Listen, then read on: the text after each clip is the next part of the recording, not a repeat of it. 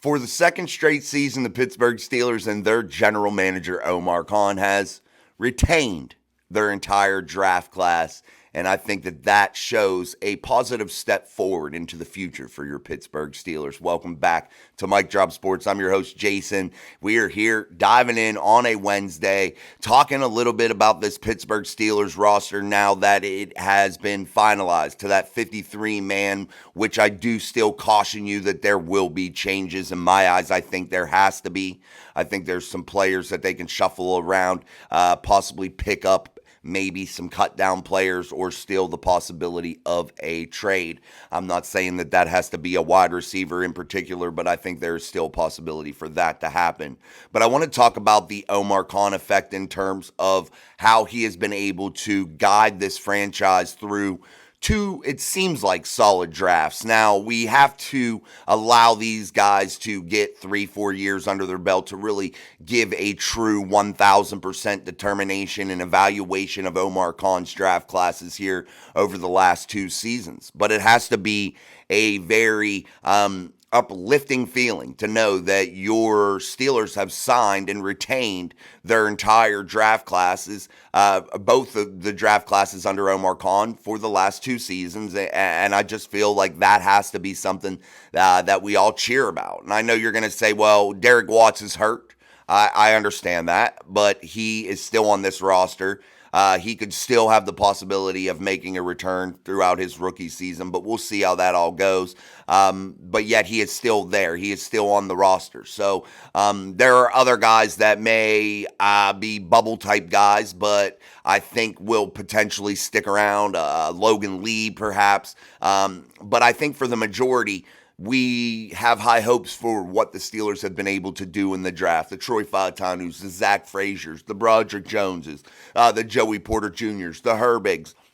All of those players definitely seem like players that are going to be sitting or being around for several seasons, being around for the long haul, at least, is what I'm getting initially from these guys. That's the vibe I'm getting by their play. I feel like that they are going to be valuable assets, and I think the Pittsburgh Steelers have done a great job in retooling their roster here over the last couple seasons. I know we hit a little bit of a rough patch there, I felt like, with Kevin Colbert, to where we were missing on quite a few draft picks. However, I felt like that is picked back up again and got back to that Steeler way of building through the draft and retaining your players in which you brought into the building, and not players that you've pecked off of free agency, so the Steelers, in my eyes, have done what they planned on doing, and that is being a team that builds through the draft and being a team in which wants to cultivate and home grow their own talent.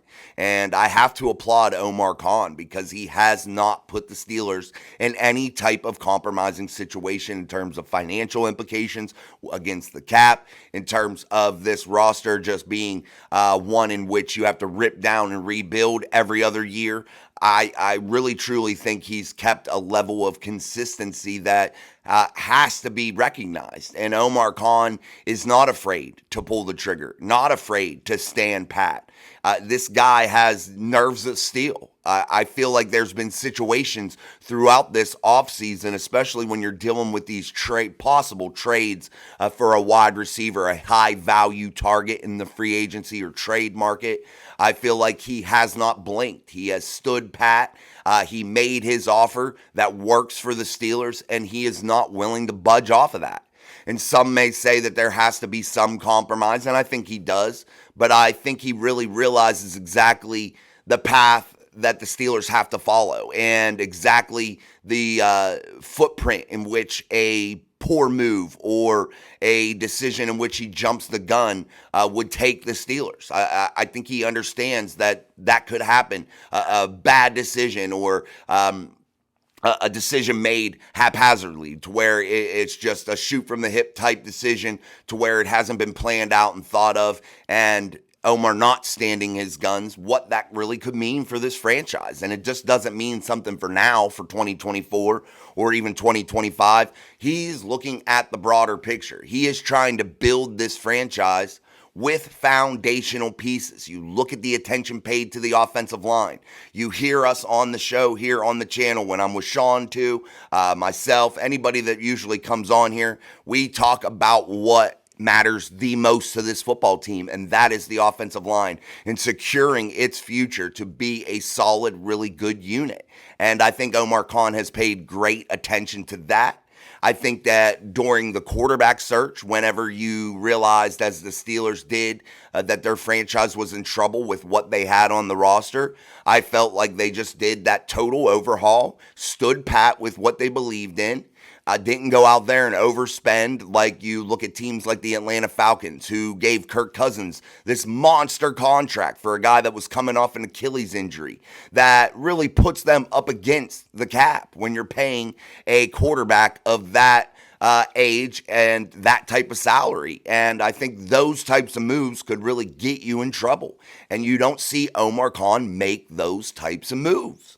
So I definitely think, guys, that this has to be something that's praised and something that can't be overlooked. That is retaining both draft classes that he's been involved with for the second consecutive season.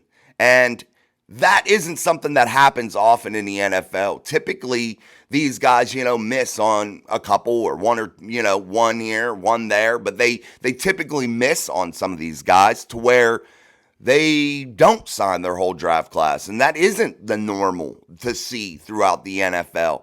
And I think Omar Khan has created a level of consistency that is going to prove to really benefit the Pittsburgh Steelers. And I feel like when they went out there after Kevin Colbert and they interviewed people, they brought a lot of people in. However, they realized that Omar Khan, their guy that was the cap guy, so-called cap guy, in the franchise, was the right choice. A guy that had been with the franchise, understands the dynamic of the franchise, understands where the Steelers want to be, understands the values in which the Steelers want to get to that point, and covet those values during that process, and not allow their values to be swayed, and not allow their values to just be thrown out the door. And I know some of you may get on the Steelers sometimes, and I understand that. And I get that the Pittsburgh Steelers have not won a playoff game in a decade.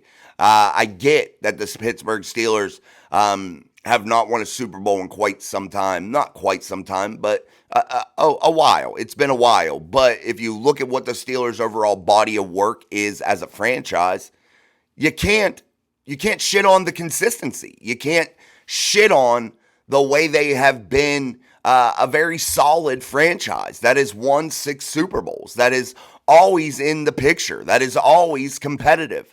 And again, guys, Omar Khan is carrying on that tradition, and he has to be applauded for that. And I think that we have hit the lottery, the jackpot, with a guy like Omar Khan.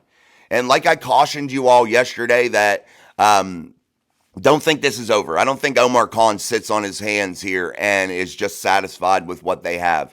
I feel like if the situation dictates to where they have to go into the season with exactly what they have right now on the 53-man, I think it's cool. I think I'm comfortable with it. I think the Steelers are comfortable with it. But I think Omar Khan is always out there looking to get better, looking to make a move. And I think he's doing that in a way that doesn't jeopardize this team's future. And again, guys, that is an awesome thing. And I think you all should find yourselves very lucky not to have one of these other general managers that are out there in this league that come in and they are trying to make a name for themselves so fast. Why? Because it's a win now. What have you done for me lately type league.